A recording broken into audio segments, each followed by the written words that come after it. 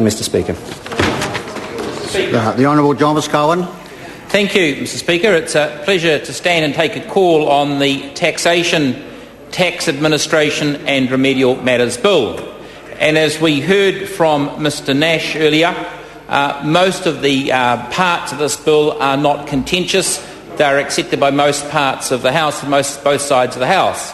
And Mr Nash used his speaking opportunity to focus on the issue of the abolition of gift duty. What we've just heard from Mr Norman is an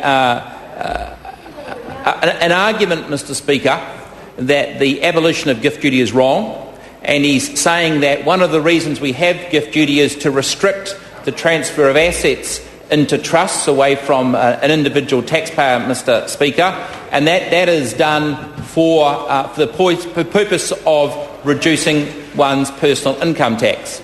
But he acknowledged, interestingly, Mr Speaker, he acknowledged that simply setting the top marginal tax rate, which is currently 33 cents, at the same rate as the rate for trusts, negated the benefit of shifting assets into trusts. And he tried to argue, sir, that the setting of those two rates at the same level would be a temporary measure until such time as a future Labor government increased that top marginal tax rate.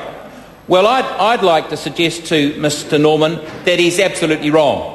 He talked about the reality. He talked about the reality is at some stage in that future the marginal tax, that top tax rate will rise.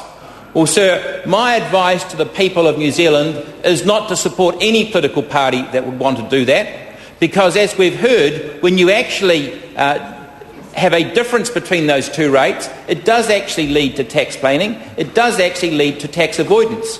And if you actually want to grow the economy, if you actually want to reduce, sir, tax avoidance, if you actually want to improve the incentives to work hard and to save, you'd be doing exactly the opposite, Mr Speaker. You'd actually be lowering tax rates. You'd actually be lowering the tax rate. And, sir, if there's one thing that the ACT Party stand for, sir, it is reducing wasteful government expenditure and lowering taxes and letting the people of New Zealand retain more of the income they earn.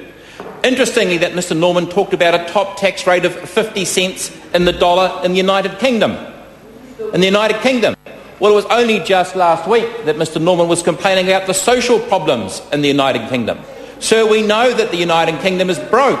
We know that most of the major developed countries in Europe are broke, Mr Speaker.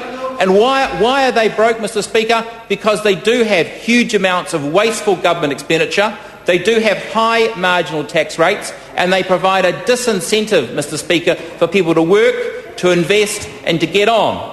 I would suggest that Mr Norman looks at countries in Asia, looks at the growing countries in Asia, looks at the countries, Mr Speaker, that are actually growing during this worldwide recession. And what do we see in Asia, Mr Speaker?